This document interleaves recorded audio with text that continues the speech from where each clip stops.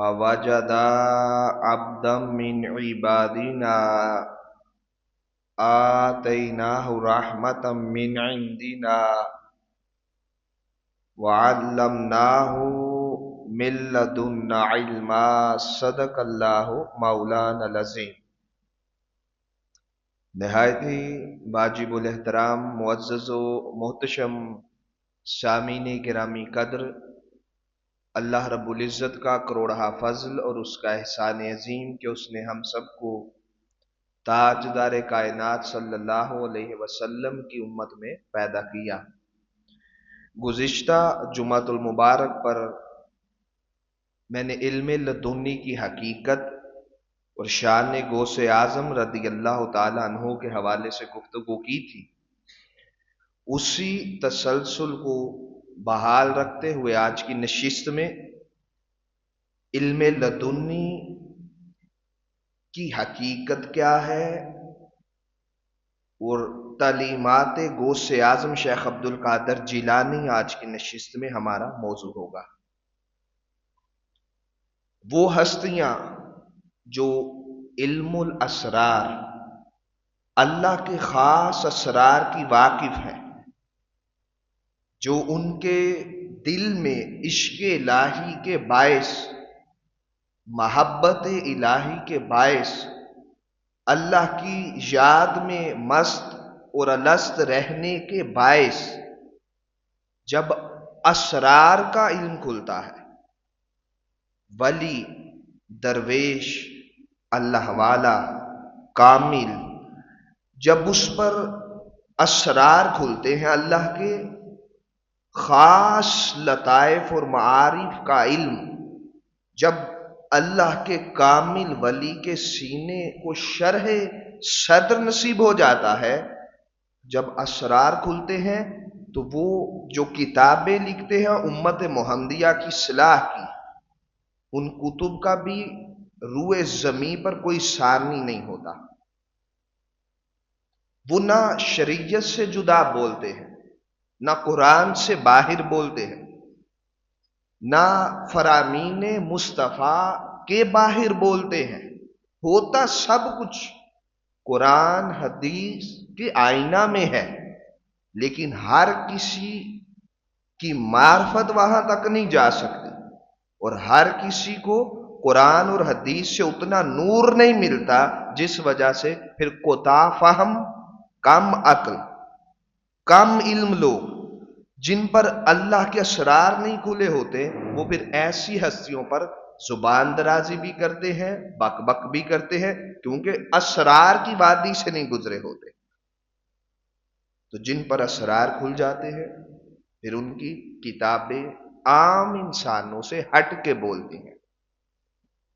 یہ شروع میں ایک تمہید تھی، آگے چل کے حضور غوث اعظم شیخ عبد القادر جیلانی رضی اللہ تعالیٰ عنہ کی کتاب کے اندر سے جو انہوں نے اسرار سمیٹے، اللہ کے علم لدنی سمیٹا اور اللہ نے دیا، وہ کسی انسان کا ذاتی کمال نہیں ہوتا، علم لدنی ہے ہی اللہ کی عطا، اس میں انسانی دخل نہیں، انسانی محنت مجاہدہ کے باعث وہ علم نہیں ملتا، وہ اللہ کے خاص قرب والوں کو ملتا ہے، اور وہ خاص خزانہ ہے جس پر رب بھی ہر کسی کو آشکار نہیں کرتا، مطلع نہیں کرتا، آگاہ نہیں کرتا۔ پھر اپنوں اور پرائے کا فرق کیا رہ گیا؟ بیگانے اور دوست کا فرق کہاں رہ گیا؟ اگر وہ بات آپ کو بھی معلوم، مجھے بھی معلوم، مجھے بھی معلوم، ساری دنیا کے علماء کو بھی معلوم، اور ایک درویش فقیر صاحب حق کو بھی معلوم، تو فرق کیا رہ گیا؟ جبکہ سب انسان برابر نہیں، کوئی تقوی میں زیادہ، کوئی ورع میں زیادہ، کوئی تحمل میں زیادہ، کوئی اخلاق میں زیادہ، ہر کسی کو کسی نہ کسی جہت سے ممتاز رکھتا ہے۔ اللہ کا جو کامل انسان ہوتا ہے اس کو ہر جہت سے وہ ممتاز رکھتا ہے۔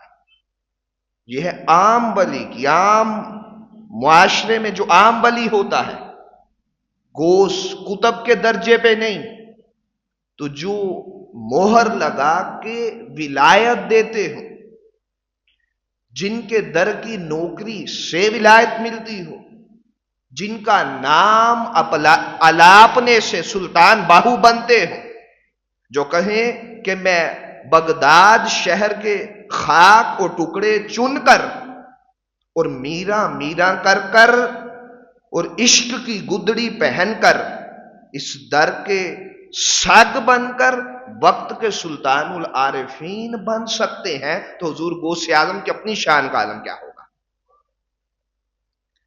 یہ اشعار دلالت کرتے ہیں کرسا میرا میرا ہو، یہ میرا لقب ہے حضور غوث اعظم شیخ عبد القادر جیلانی کا رضی اللہ تعالیٰ عنہ۔ تو جن کے در کی گدائی، نوکری، خادمیت، غلامی وقت کا سلطان العارفین بنا دیتی ہے، ان کی اپنی ولایت کا کیا کہنا ہوگا؟ سمجھ آئی بات میں؟ یہ بھی ابتدا تمہید سمجھا رہا، تاکہ آگے اس کی بیس پر میں نے آج کی نشست میں کافی باتیں کرنی ہیں۔ یہ علم نافع ہے، بولیے کیا؟ یہ علم نافع ہے۔ کوئی پوچھے نا علم نافع کی تعریف کیا ہے؟ علم تو سب کے پاس ہے، بڑا بڑا علم ہے آج بھی لوگوں کے پاس۔ چاند پر کمندیں ڈالنا یہ علم کی بیس پر ہی تو ہے، گلیکسی تک چلے جانا، ملکی وے تک، آسمان تک کہکشاؤں کو چیرنا، یہ کس بیس پر ہے؟ بولیے، عقل کی، علم کی، دانش کی، شعور کی۔ یہ عقل اتنا شعور رکھتا ہے کہ چاند پہ کمان ڈال سکتا ہے، تو کیا اللہ کا ولی اللہ کی عطا سے، اس کی ولایت سے، استقامت سے اور کرامت سے ایسے کام کیوں نہیں کر سکتا جو خلاف عقل ہوتے ہیں؟ آج تو بات سمجھانا بڑا آسان ہے، سوشل میڈیا ہے، سائنس ٹیکنالوجی عروج پر ہے، اور علامہ اقبال علیہ رحمہ تصوف کا دفاع کرنے والی ہستی اور صوفی وقت کے درویش، مرد حق، مرد کلندر، اپنے وقت کا چوٹی کا عاشق رسول انسان، آپ فرماتے ہیں کہ صوفی ساری کائنات، وہ صوفی یہ نہیں 4 دن کسی درسگاہ میں بیٹھا، کسی دربار سے فیض لیا صوفی بن گیا، نہیں، یہ اب ایک علیحدہ ٹاپک ہے کہ صوفی کیسے بنتا ہے، صوفی کیا ہے۔ علماء فرماتے ہیں اور عرفاء فرماتے ہیں جس کے ایک ہاتھ میں شریعت ہو دائمی، ہر روز ہر سانس میں، اور ایک ہاتھ میں محمد مصطفیٰ کا فرمان ہو، دائیں ہاتھ میں قرآن رکھتا ہو، بائیں ہاتھ میں حضور کی ساری سیرت رکھتا ہو، اس کے خلاف نہ جائے، اس کو صوفی، درویش اور فقیر کہا کرتے ہیں۔ جس کو کلمہ نہیں پڑھنا آتا اس نے تصوف بگاڑ دی، جو احوال کی دنیا میں جذب نہیں کر سکا، سکت نہیں رکھ سکا، وہ صوفی بن کے بیٹھ گیا۔ بس اشاروں سے بات سمجھاؤں، جس کو قرآن صحیح پڑھنا نہیں آتا، یہ سوشل میڈیا ہے، لوگ کیا دکھاتے ہیں آپ کو کہ یہ دیکھیں یہ آپ کے بابے ہیں، یہ صوفی صوفیاء ہے، یہ تصوف ہے۔ ہم نے کب کہا یہ تصوف ہے؟ کسی اہل علم نے، اہل سنت کے کسی عالم نے یہ کبھی کہا کہ ایسا شخص صوفی ہے؟ نہیں، یہ تصوف نہیں، یہ ہر دور میں جاہل صوفیاء ہوتے ہیں۔ حضور غوث اعظم شیخ عبد القادر جیلانی رضی اللہ تعالیٰ عنہ ان کا اپنے دور میں محاکمہ کرتے رہے، سختی سے ان کے خلاف لکھتے بھی رہے، ان کی تربیت بھی کرتے رہے، ان کو سیدھے رستے پر لاتے رہے، اور یہی کام داتا گنج بخش علی حجویری علیہ رحمہ نے کیا، خواجہ معین الدین چشتی اجمیری علیہ رحمہ نے کیا، شیخ شہاب الدین سہروردیوں کے امام، یہ سلاسل طریقت ہے، یہ ہر دور میں جاہل صوفیاء کو بھی تلقین کرتے رہے ہیں۔ یہ صرف آج کے دور کی پیداوار نہیں، ہر دور میں جاہل صوفیہ ساتھ رہے. حقیقی صوفیہ کی پہچان بتانا. تو حقیقی صوفی کون ہے بولیے؟ جس کے ایک ہاتھ میں قرآن، دوسرے ہاتھ میں حضور کی سیرت، حضور کی حدیثیں، مکمل قرآن کے تابع ہو اور مکمل مصطفیٰ کی سیرت کے تابع ہو، وہ کامل ولی ہوتا ہے. جو ایسا ولی ہوتا ہے اس کی زبان سے پھر علم نافع جڑتا ہے. اب آئیں حدیث پاک سے اس کی وضاحت کرتے ہیں. اب پچھلے جمعہ کے ساتھ اس کو ملا لیجئے. علم لدنی کا کچھ حصہ باقی رہ گیا تھا. پھر اس کے بعد حضور غوث اعظم رضی اللہ تعالیٰ عنہ کی کتاب سے آج کی نشست میں تھوڑا سا ہم سبق بھی لیں گے، جو علم الاسرار سے، علم لدنی سے بولتے ہیں. جو آیت کریمہ پچھلے جمعہ پر میں نے پڑھی، اسی کو آج کی نشست میں بھی میں نے حوالہ کے طور پہ کوٹ کیا. فَوَجَدَا عَبْدًا مِّنْ عِبَادِنَا آتَيْنَاهُ رَحْمَةً مِّنْ عِنْدِنَا وَعَلَّمْنَاهُ مِن لَّدُنَّا عِلْمًا. پس انہوں نے ہمارے بندوں میں سے ایک بندے کو پایا جسے ہم نے اپنی رحمت عطا کی ہوئی تھی اور اپنے پاس سے علم لدنی عطا کیا ہوا تھا. یہ حضرت خضر علیہ السلام کا سارا واقعہ قرآن میں درج ہے، حدیث پاک میں بھی ہے. میں نے پچھلے جمعہ اس کی وضاحت کر دی. اس سے آگے گزریے. قاضی ثناء اللہ پانی پتی علیہ رحمہ اسی آیت کی تفسیر کے اندر فرماتے ہیں، العلم اللدنی الماخوذ من بطون القرآن ومن مشکات صدر النبی الذی لا سبیل الی درکہ الا الانعکاس واما درکہ فبعید من القیاس. یہ تفسیر مزری قاضی ثناء اللہ پانی پتی جلد 1 صفحہ نمبر 149 کے اوپر یہ ساری بات اس آیت کے تحت میں خود بیان کرتے ہیں کہ علم لدنی سے مراد کیا ہے. بڑی خاص توجہ دیں. یہ ساری گفتگو آج کی صاحبان ذوق کی نظر ہوگی انشاءاللہ. آپ فرماتے ہیں علم لدنی کے حصول کا ذریعہ، اس کو حاصل کرنے کا ذریعہ کیا ہے؟ وہ قرآن کا باطن ہے، ظاہر نہیں، باطن. پھر اس کے بعد فرماتے ہیں حضور نبی اکرم صلی اللہ علیہ وسلم کے سینہ اطہر سے کامل ولی کو علم لدنی کے اسرار نصیب ہوتے ہیں. جس کا عقیدہ یہ ہو کہ آقا فیض دے سکتے ہیں آج بھی، اور قبر انور سے اپنے غلاموں کو خاص اپنی نگاہ سے وَيُعَلِّمُهُمُ الْكِتَابَ وَالْحِکْمَةَ کے تحت آج بھی آقا وہ کتاب کی تعلیم، اس کتاب کی تعلیم سے مراد یہ ہے کہ اس کا جو باطن ہے علم لدنی اور علم اسرار اور علم معرفت کی حقیقت، وہ بغیر مصطفیٰ کی نگاہ کے نصیب نہیں ہوتی. قاضی ثناء اللہ پانی پتی علیہ رحمہ فرماتے ہیں فقیر بنتا ہی تب ہے جب یار کی نگاہ اس پہ پڑ جاتی ہے.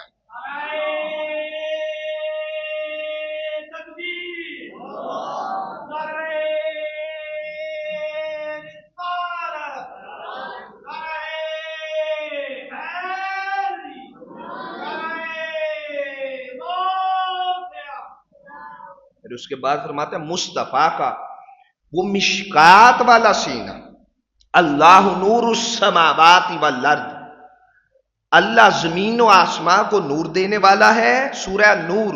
اور اس کے نور کی مثال ایسے ہے کہ جیسے ایک چراغ روشن ہو اور وہ چراغ ایک فانوس کے اندر ہو. اب اس فانوس سے مراد مصطفیٰ کا علم نشرح کا سینہ ہے. وہ سینہ محمدی جب عاشق کے سینے پر توجہ کرتا ہے اس پہ علم لدنی کے اسرار کھلنا شروع ہو جاتے ہیں. بغیر نگاہ مصطفیٰ کے جس کے پاس علم ہے وہ علم کلی نہیں، نہ وہ علم باطن ہے، وہ خشک علم ہے. علم تر تب ہوتا ہے اور حقیقی علم، علم نافع، علم باطن میں تب تبدیل ہوتا ہے جب مصطفیٰ کے سینہ اطہر سے فیض ملتا ہے. یہ میری بات نہیں، یہ قاضی ثناء اللہ پانی پتی علیہ رحمہ تفسیر مزری کے اندر لکھتے ہیں۔ پھر اس کے بعد فرماتے ہیں حضور نبی اکرم صلی اللہ علیہ وسلم کے سینہ یا طہر سے، یہ وہی سینہ ہے جس کو رب نے قرآن میں کہا الم نشرح لاکا صدرک، کیا محبوب ہم نے آپ کی خاطر آپ کو شرح صدر عطا نہیں کر دیا، یعنی کہ کل اسرار کا علم ہم نے آپ کے سینے میں رکھا ہوا ہے۔ اب آقا جس کو چاہتے ہیں اپنی توجہ سے اتنا اسرار سے واقف فرما دیتے ہیں۔ یہ خاصہ محمدی ہے اور پھر خاصہ ولایت ہے۔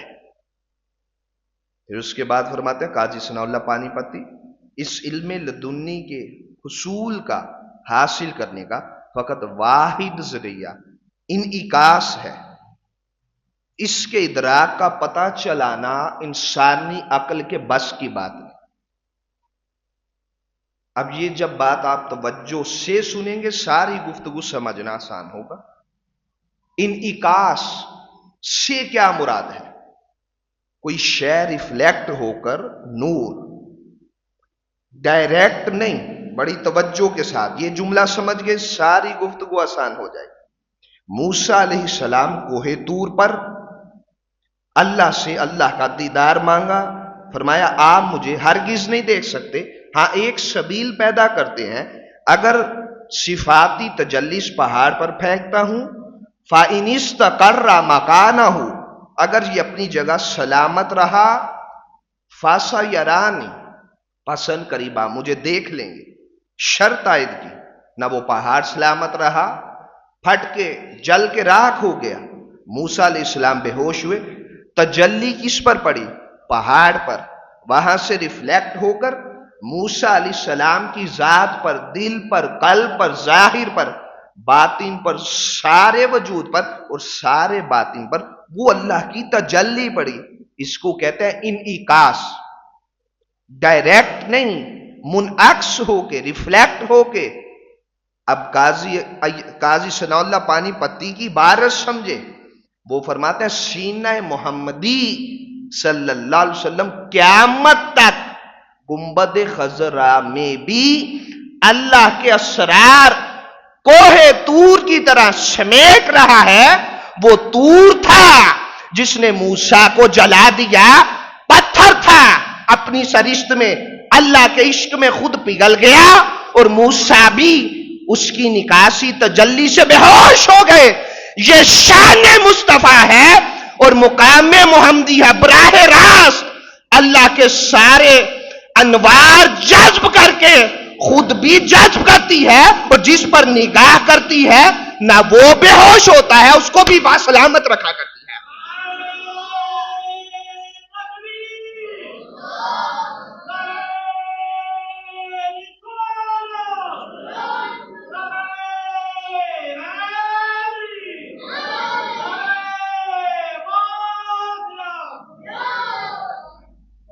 یہ انعکاس ہے، یہ ہے شان مصطفیٰ اور عظمت محمدی۔ علم لدنی کے بعد میں علم ظاہر ہو تب بھی مصطفیٰ کا دوبارہ، علم باطن ہو تب بھی مصطفیٰ کا دوبارہ، علم سائنس ہو، کل کائنات کے جتنے علم ہو وہ قدم مصطفیٰ کی خاک ہے۔ یہ ہوگی تعریف علم لدنی کی، کہاں سے ملتا ہے؟ اب حقیقت سمجھ آئی۔ حضرت خضر علیہ السلام کے پاس بھی جو علم تکوینی، علم اسرار تھا، وہ حضور کی وساطت اور وسیلہ سے ان کو ہر دور میں ملا ہوا تھا۔ کوئی کہے دلیل، وہ تو ہر دور میں ہے۔ آقا کی آمد سے پہلے بھی حضور صلی اللہ علیہ وسلم کی کئی ہزار سال آمد سے قبل ظاہری، موسیٰ علیہ السلام کے زمانہ میں ہر دور میں خضر ہوئے ہیں۔ اب یہ ایک علیحدہ علمی بات ہے، لیکن اشارہ دے کے کسی کے ذہن میں تو آ سکتا ہے۔ وہ کیسے؟ وہ ایسے جیسے اللہ نے عالم ارواح کے اندر جمیع انبیاء کو اکٹھا کر کے مصطفیٰ کو سامنے کیا، نور مصطفیٰ ان کے سامنے جلوہ گر ہوا، اللہ نے فرمایا اگر اس نور پر، اس نبی پر ایمان لاؤ گے، اس کی نبوت اور رسالت کے ڈنکے بجاؤ گے، اس پر انہوں نے عہد کیا، پختہ عہد کیا. حالانکہ آقا سب سے آخر میں آئیں گے، بعثت کے اعتبار سے، تولد کے اعتبار سے، میلاد کے اعتبار سے، لیکن حقیقت کے اعتبار سے کل کائنات سے پہلے وجود مصطفیٰ تھا. وہ نور کی صورت میں تھا. اس نور کے فیض سے اور حقیقت محمدیہ کے تو فیض اللہ نے سب کو نبی اور رسول بنا دیا. اگر سب کو نبی اور رسول بنا سکتا ہے تو حضرت خضر علیہ السلام کو ہر دور میں مصطفیٰ کے علم سے فیض کیوں نہیں دے سکتا ہے؟ تو گویا کائنات میں جس کے پاس جو کمال ہے اس کا ذاتی نہیں، وہ سارا مصطفیٰ کی بارگاہ اور توسل کے ذریعے سے، چاہے وہ خضر ہو. یہ ہمارا عقیدہ ہے، اس پہ میں کافی دفعہ کلام کر چکا اور ڈیٹیل سے گفتگو ہماری ہوتی رہی. اب اس کے بعد بخاری شریف کی حدیث پاک ہے، میرے آقا صلی اللہ علیہ وسلم سے یہ حدیث پاک مروی ہے اور حضرت ابو ہریرہ رضی اللہ تعالیٰ عنہ نے اس کو بیان کیا. آپ فرماتے ہیں کہ میں نے آقا صلی اللہ علیہ وسلم سے 2 قسم کے علوم حاصل کیے. کتنے؟ 2 قسم کے. آپ فرماتے ہیں ایک کو میں نے بیان کر دیا اور اگر دوسرا علم بیان کروں تو میری یہ شاہراہ گردن کاٹ کے رکھ دی جائے. اس میں ایک اشارہ واقعہ کربلا کی طرف تھا. شارحین حدیث نے اس پر تفصیل سے کلام کیا، لیکن اسی کے اوپر شاہ عبد الحق محدث دہلوی علیہ رحمہ نے اپنی حدیث کی شرح میں، یہ بخاری شریف کی حدیث پاک ہے، اللمعات کے اندر بیان کرتے ہیں پہلا علم جس کو بیان کر دیا وہ علم احکام اور علم اخلاق تھا. فرائض، واجبات، سنن کا علم جس سے ہر انسان کی ضرورت ہے، حقوق اللہ، حقوق العباد کا علم، ظاہری علم. اور اس کے بعد فرماتے ہیں دوسرے علم سے مراد جو انہوں نے کھولا نہیں، ڈیٹیل سے بیان نہیں کیا، ضبط کر گئے، اس کو اندر ہی رکھ گئے، وہ فرماتے ہیں اس سے مراد یہ علم ہے کہ وہ اسرار کا علم لدنی کا علم ہے جو خاص اولیاء کو ہر دور میں رب عطا کرتا رہا ہے، اور یہ اہل عرفان لوگوں کو ہر دور میں نصیب ہوتا ہے. پھر اس کے بعد اس سے آگے چلیے، میں نے شروع میں جو آپ کو قرآن کی تفسیر سے حوالہ دیا کہ علم لدنی کہاں سے حاصل ہوتا ہے، بولیے قرآن کے باطن سے. کہاں سے؟ سارے بولیے قرآن کے باطن سے. اب حدیث پاک بھی سنیں مشکات شریف کی. قال رسول اللہ صلی اللہ علیہ وسلم انزل القرآن علی 7 احرف لکل آیت منہا ظاہر و باطن ولکل حد مطلع. آقا صلی اللہ علیہ وسلم نے خود حدیث پاک میں فرمایا قرآن 7 مفاہیم میں نازل کیا گیا، 7 مختلف لہجوں میں نازل کیا گیا، 7 قسم کے معانی میں نازل کیا گیا، جس میں سے ہر ایک آیت کا ایک ظاہر ہے اور ایک باطن ہے. پھر اس کے بعد فرماتے ہیں اور ہر ایک کی ایک حد ہے، اس سے آگے نہیں گزر سکتے. اب دیکھیں الف لام میم یہ حروف مقطعات میں سے ہے، اس کا علم اللہ اور اس کے رسول کے ساتھ خاص ہے، اور امت کا جو عقیدہ ہے جس پر مصطفیٰ کی نگاہ ہو، آقا کی عنایت ہو، اس کو بھی اس سے حصہ مل جاتا ہے. اس پر قرآن کا ظاہر تو کھلتا ہی ہے، باطن بھی کھلتا ہے. پھر باطن اس سے کلام کرتا ہے، پھر اس کی روح جیسے جیسے طاقتور ہوتی چلی جاتی ہے، روح اس کی اللہ کے قرب میں چلی جاتی ہے، اتنا قرب ہو جاتا ہے، پھر اللہ پاک کہتا ہے وَعَلَّمْنَاهُ مِن لَّدُنَّا عِلْمًا. اب یہ میرے اتنے قریب ہے، اتنے قریب ہے، اور ولایت کے اس مقام پر ہے، پھر رب خاص اسرار کا علم اس کے دل کے اندر کھولنا شروع کر دیتا ہے. ہر کس و ناقص کی پرواز نہیں یہاں تک، یہ خاص اولیاء کا مقام. تو بات ہو رہی ہے حضور غوث اعظم شیخ عبد القادر جیلانی رضی اللہ تعالیٰ عنہ کی۔ اس کے بعد ایک حدیث پاک سن لے، اور پھر میرے آقا نے فرمایا، امام حسن بصری رضی اللہ تعالیٰ عنہ سے یہ حدیث پاک مروی ہے، آپ فرماتے ہیں علم دو قسم کے ہیں، ایک قلب کا علم ہے، یہ علم نافع ہے جو انسان کے دل پر واردات ہوتی ہیں، کامل اولیاء کے دل پر، ہر انسان کے نہیں، کامل اولیاء جو ذکر میں، مجاہدہ میں، ریاضت میں، اللہ کے عشق خوف کی وادیوں میں رہتے ہیں، گوشہ نشیں رہتے ہیں، اللہ کے حقوق ادا کرتے ہیں، حقوق العباد ادا کرتے ہیں، معاشرے کے حقوق ادا کرتے ہیں، اللہ کے جمیع احکام فرائض واجبات بجا لاتے ہیں، اور شریعت محمدی کے مطابق حضور کے متبع ہو کر فنا فی رسول ہو کر زندگی گزارتے ہیں، ایسے لوگوں کے دل پر جو خاص علم آتا ہے وہ علم نافع ہوتا ہے۔ پھر امام حسن بصری فرماتے ہیں دوسرا علم زبان کا علم ہے، یہ بنی آدم پر حجت ہے، قرآن کا ظاہری علم حجت ہے، فقہ امام اعظم نے لکھی یہ حجت ہے، احکام کے مسائل، شریعت کے مسائل، یہ سارے کیا ہے؟ حجت ہے۔ لیکن یہ سارے حجت ہیں، اولیاء کے لیے بھی اس نے حجت رکھی ہوئی ہے، وہ اولیاء کا دل ہوتا ہے، وہ شریعت طریقت پر اتنے گہرے پابند ہو جاتے ہیں کہ ان پر جو واردات قلبی نازل ہوتی ہیں وہ حق بجانب ہوتی ہیں اور من جانب اللہ ہوا کرتی ہیں، وہ علم نافع ہوتا ہے۔ اب دو سال مکرم آخری حدیث پاک، وہ جو میں نے آپ کو شروع میں سنائی کہ قرآن 7 روح پر نازل ہوا، کتنے؟ 7 معانی پر، اور ہر ایک کا آیت کا ایک ظاہر ہے اور ایک باطن۔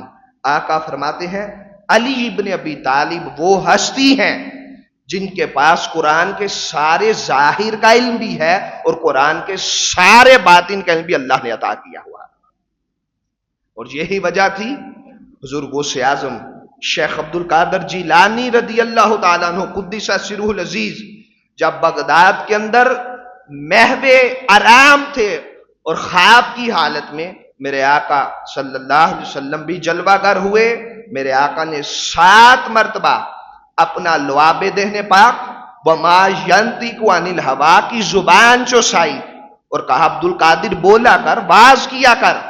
کہا آقا میں کیسے واز کر سکتا ہوں؟ تو میرے آقا نے پھر جب فیض دیا اپنی زبان اطہر سے، اب ساری بات میرے پچھلے جملے کے ساتھ ملے گی جہاں سے شروع کر رہا تھا میں آج کی نشست میں، کہ جس پر مصطفیٰ کی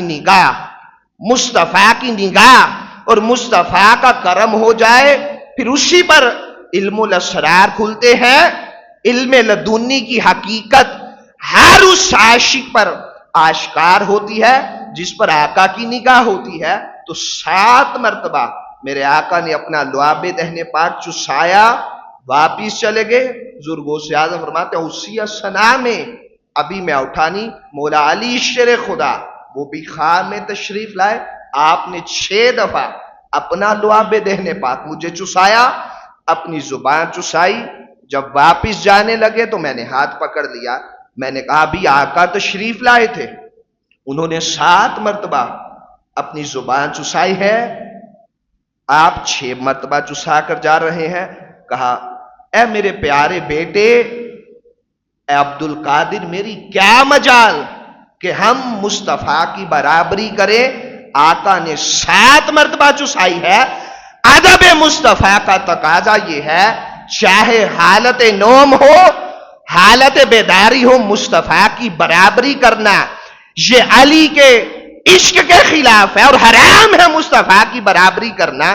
میں مصطفیٰ کی برابری نہیں کر سکتا، مصطفیٰ کے پیچھے چلتے چلتے تو اللہ نے ہمیں یہ مقام عطا کیا ہے۔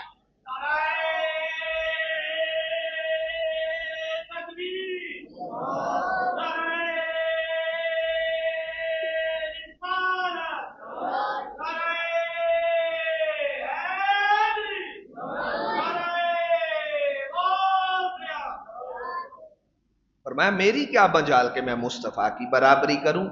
اب یہ فیض کہاں کہاں سے ملا حضور غوث اعظم کو؟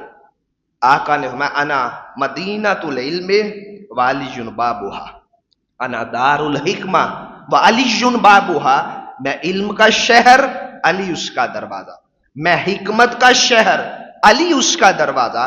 تو گویا کائنات میں جس کو جو علم ملے گا وہ علی شیر خدا کی دہلیز سے ہوتے ہوئے مصطفیٰ کا فیض، مصطفیٰ کا ظاہری و باطنی علم ملے گا۔ تو جس کو خواب میں آ کر مصطفیٰ براہ راست خود اپنی زبان چسا کر علم دے، اور جس کو علی شیر خدا جیسی ہستی خود خواب میں آ کر ان کو اپنی زبان چسائے، اس کو شیخ عبد القادر جیلانی محبوب سبحانی کہا کرتے ہیں، جن کو خود مصطفیٰ نے اپنی نگاہوں میں رکھا اور علی شیر خدا نے اپنی نگاہوں میں رکھ کر جن کی ولایت کی حفاظت بھی کی ہے، اور جن کو علم لدنی اور علم اسرار کا اس امت کے اندر سب سے بڑا قائد اور رہنما بھی سلیکٹ کیا ہے۔ یہ شان ہے شیخ عبد القادر جیلانی رضی اللہ تعالیٰ عنہ۔ اب آئیں دوستان مکرم، علم لدنی کے اسرار کس پر کھلتے ہیں؟ مفسرین فرماتے ہیں فواجدا عبدا من عبادنا کے تحت، قاضی ثناء اللہ پانی پتی علیہ رحمہ فرماتے ہیں جس پر مصطفیٰ کے سینہ اطہر کا دروازہ کھل جائے، روح محمدی جس کی براہ راست پرورش کرتی ہے، اس کو اللہ کے اسرار کا علم نصیب ہوتا ہے۔ یہ تو ہر ولی کو ہے۔ کیا ہر ولی آقا کی بارگاہ سے فیض نہیں لیتا؟ بولیے، لیتا ہے۔ ادنا درجے کے ولی کا بھی یہی مقام ہے۔ تو جو ہوں کل اولیاء کے سردار، اور کہے قدمی حاضی ہی علی رقبت کل ولی اللہ، کہ میرا یہ قدم کائنات کے ہر ولی کی گردن پر ہے۔ اور جو اس وقت دنیا سے ولی چلے گئے تھے سب نے قبروں میں بھی سر جھکا لیے، اللہ نے آواز ساری کائنات کے اندر پہنچا دی، اور حضرت خواجہ معین الدین چشتی اجمیری علیہ رحمہ آپ کہتے ہیں میں سنجر شریف کے اندر اللہ کے خاص اوراد اور وظائف کر رہا تھا، اور اسی لمحے میرے کان میں حضور غوث اعظم کی آواز آئی کہ میرا یہ قدم ہر ولی کی گردن پر ہے۔ میں اسی وقت اپنا سر بھی جھکا دیتا ہوں اور اپنی آنکھیں جھکا کر کہتا ہوں اے شیخ طریقت، اے کل اولیاء کے سردار، اے محی الدین شیخ عبد القادر جیلانی، ساری دنیا کے اولیاء کی گردنوں پر آپ کا قدم ہے۔ اب شہنشاہ سنجر خواجہ معین الدین چشتی اجمیری کی آنکھ پر بھی آپ کا قدم ہے، اور میری گردن پر بھی آپ کا قدم ہے۔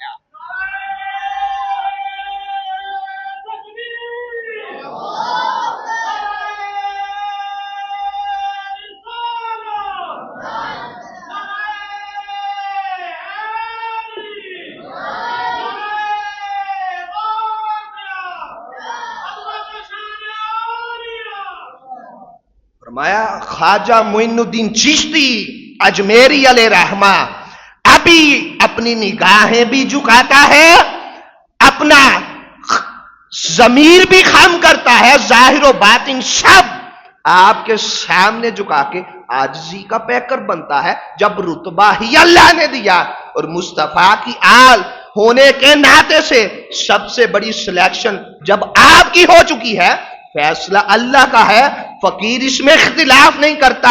یہ علماء ہوتے ہیں جس کو اونچا رتبہ مل جائے، یہ ظاہری لوگ یہ اختلاف کرتے ہیں، اولیاء اختلاف نہیں کرتے، فقیر صوفی درویش منہج یہ اختلاف نہیں کرتے۔ رب جس کو جتنا اونچا رتبہ دیتا ہے تسلیم کر کے بتاتے ہیں۔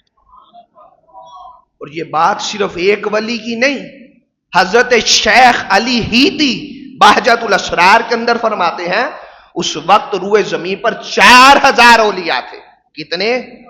سب نے گردنیں جھکا لی، آواز حضور غوث اعظم کی رب نے پوری دنیا کے اندر پہنچائی۔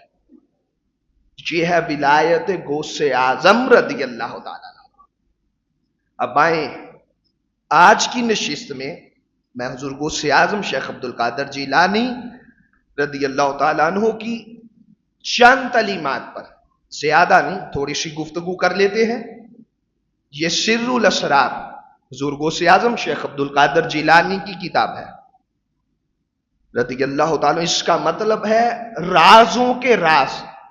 بولیے کیا مطلب ہے؟ سر الاسرار، رازوں کے راز، بیدوں کے بید. اور حدیث قدسی اسی میں نقل کرتے ہیں. آپ فرماتے ہیں اللہ حدیث قدسی میں فرماتا ہے مصطفیٰ مجھ سے ہے. یہ حدیث آپ نے پہلے نہیں سنی ہوگی. اور ساری امت کے اولیاء وہ مصطفیٰ سے ہے، آقا اللہ سے ہے. وہ کیسے؟ اس کا حصہ نہیں معاذ اللہ، وہ جز سے پاک، اجزاء سے پاک، اولاد سے پاک. یہ ثابت نہیں ہو رہا. یہ ایسے ہے جیسے اللہ نے آدم علیہ السلام کا خاکی پتلا بنا کر کیا کہا تھا؟ وَنَفَخْتُ فِيهِ مِن رُوحِي، آدم میں اپنی روح پھونکوں گا. وہ جو من ہے اپنی روح پھونکوں گا، مطلب کہ خاص امر جاری فرماؤں گا، آدم علیہ السلام کے اندر روح پھونک دوں گا.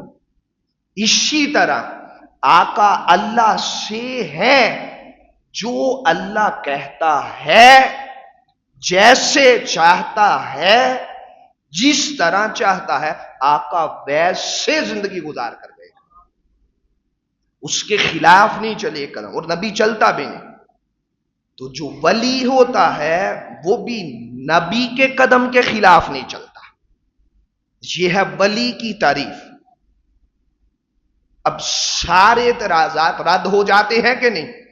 سوشل میڈیا پر جو دکھائے جاتے ہیں نقلی صوفیہ، حقیقی صوفیہ کی باتیں اور تعلیمات تصوف پڑھیں گے تو علم نافع بھی ملے گا، ایمان کو نور بھی ملے گا، اور عشق الہی کے جام بھی پینے نصیب ہوں گے. پھر اس کے بعد حضور غوث اعظم رضی اللہ تعالیٰ عنہ فرماتے ہیں جمیع اولیاء کس کے نقش قدم پر ہیں؟ بولیے مصطفیٰ کے. پھر اس کے بعد آگے چل کے فرماتے ہیں دوسری حدیث قدسی کے اندر، حدیث قدسی یہ ہوتی ہے اللہ ڈائریکٹ اپنی بات اپنے نبی کے دل میں ڈالے، قرآن کے ذریعے نہیں، القاء کے ذریعے. وہ حدیث قدسی ہوتی ہے. فرمان اللہ کا ہوتا ہے، بیان مصطفیٰ کرتے ہیں. ہاں فرماتے ہیں دوسری حدیث قدسی یہ ہے کہ اللہ نے فرمایا میرا بندہ میرا راز ہے اور میں اس کا راز ہوں. یہ ہے سر الاسرار لکھنے کی بات. یہ حدیث سنائی بھی اسی غرض سے ہے کہ یہ کتاب سے تھوڑی سی آشنائی ہو. بندہ کس کا راز ہے؟ بولیے سارے اللہ کا. اور اللہ کس کا راز؟ بندے کا. اب یہ بات سمجھے حضور غوث اعظم نے لکھی ہے اور خود سمجھاتے بھی ہیں. اب داتا صاحب نے بھی ایک بات نقل کی، ایک قول نقل کیا، من عرف نفسہ فقط عرف ربہ. جس نے خود کو پہچانا اس نے رب کو پہچان لیا. خود کی پہچان کیا ہے؟ علامہ اقبال کہتے ہیں خود ہی میں ڈوب کر پا جا سراغ زندگی، میرا نہیں بنتا نہ بن اپنا تو بن. چھوڑ دے دائیں بائیں کی فکر چھوڑ. یہی بات عمر فاروق رضی اللہ تعالیٰ عنہ، حضور کی امت کے وہ صحابی جن کی زبان پر حق بولتا ہے، آپ فرماتے ہیں کبھی یہ خیال مت کر کہ تیرا ہمسایہ کیا کھا رہا ہے، کہاں سے کھا رہا ہے، کیا پہن رہا ہے، کیا پی رہا ہے. آپ فرماتے ہیں پہلے اپنا خیال کر، تو حلال کھا رہا ہے کہ حرام کھا رہا ہے. یہ ہے ساری تعلیمات صوفیاء کا نچوڑ، مغز خلاصہ. 11ویں کر لینا یہ بھی اچھی بات ہے، اس کا ہم انکار نہیں کرتے. 22 اجر و ثواب ہے، ایمان کو راحت ملتی ہے، ٹھنڈک ملتی ہے. لیکن یہ جو کتابیں حضور غوث اعظم نے سر الاسرار لکھی، کس کے لیے لکھی؟ ہمارے لیے لکھی، اپنے مریدوں کے لیے لکھی، سلسلہ قادریت کے لیے لکھی، تمام سلاسل کے لیے لکھی. داتا صاحب نے ساری زندگی اتنی محنت کی، کشف المحجوب لکھی. توجہ ہے بھائی سب کی؟ کس کے لیے لکھی؟ منبر و محراب سے یہ باتیں نہیں بتائی جاتی، بس میٹھی میٹھی بات سنائیں، قوم کا بیڑا پار کیا ہوا ہے۔ نہ وارثین منبر و محراب بتا رہے ہیں، نہ خانقاہوں سے بات آتی ہے۔ رہ گئی رسم ادا روح بلالی نہ رہی، وائز قوم میں وہ پختہ خیالی نہ رہی، برق طبعی نہ رہی، شعلہ مقالی نہ رہی۔ علامہ اقبال کہتے ہیں اب وہ وائز نہیں رہے حضور غوث اعظم جیسے، جو خلیفہ مستنجد باللہ وقت کا حاکم اشرفیہ دربار میں لے کر آتا ہے، نذرانہ پیش کرتا ہے، آپ اس کا حیا کر کے سائیڈ پہ رکھ دیتے۔ وہ بار بار کہتے ہیں حضور نذرانہ لے، نذرانہ لے۔ جب سارے چلے گئے آپ نے اشرفیاں پکڑ کر نچوڑ دی۔ میں شریعت مصطفیٰ کا پاس نہ ہوتا، اس میں سے خون بہنا شروع ہو گیا۔ کہا ظالموں، عوام کا خون نچوڑ کر ہمیں نذرانے پیش کرتے ہو، اگر مجھے مصطفیٰ کا پاس نہ ہوتا اتنا خون نہ چھوڑتا، تمہاری ریاست ہی بہا کے لے جاتا۔ اب کوئی حق کے ساتھ کھڑا نہیں ہوتا،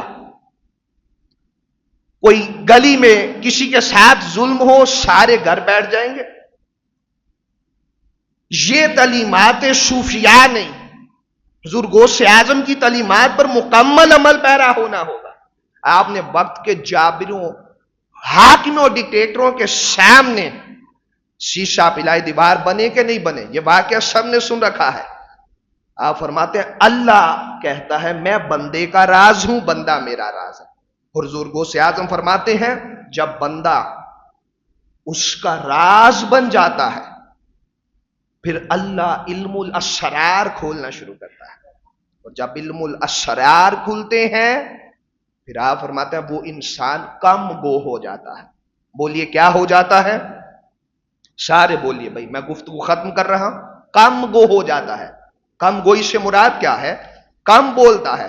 پھر حضور غوث اعظم رضی اللہ تعالیٰ عنہ فرماتے ہیں حضرت شقیق بلخی رضی اللہ تعالیٰ عنہ صوفیاء کے سرخیل، آپ فرماتے ہیں خوش بختی کی 5 نشانیاں۔ یہ آخری بات انشاءاللہ تعلیمات صوفیاء پر، اس سے آگے پھر میں حضور غوث اعظم کی کتابوں سے اگلے جمعہ پر ساری گفتگو ہوگی۔ کتنی نشانیاں ہیں خوش بخت کی؟ بولیے سارے میرے ساتھ، 5۔ یہ نشست ساری کی ساری اس کا خلاصہ ہے دل کا نرم ہونا، سارے اپنے دلوں کو نرم کریں۔ اس کے بعد فرماتے ہیں کثرت سے اللہ کے خوف اور عشق میں رونا، یہ خوش بخت انسان کی علامت ہوتی ہے۔ ہمیں کتنا رونا نصیب ہے؟ ذرا چند لمحوں کے لیے میری طرف توجہ دیں۔ یہ ساری گفتگو 3-4 جمعہ سے اسی لیے کر رہے تھے کہ ہمارے دلوں کو صوفیاء کی تعلیمات کی مہک نصیب ہو۔ کیا ہم نے 11ویاں کرتے رہنا ہے ساری زندگی کہ حضور غوث اعظم کی تعلیمات سے کچھ حصہ لینا؟ بولیے بھائی سارے، حصہ لینا ہے کہ نہیں لینا؟ اصل قادری وہ ہے جو آپ کی کتابوں پر، آپ کی سیرت پر، کردار پر، خلق پر عمل پیرا ہوتا ہے۔ پھر اس کے بعد فرماتے ہیں تیسری علامت انسان کی امیدوں کا کم سے کم ہونا، یہ خوش بخت انسان کی علامت۔ انسان کو آج سب سے زیادہ کیا شے مارتی ہے؟ بڑی امیدیں۔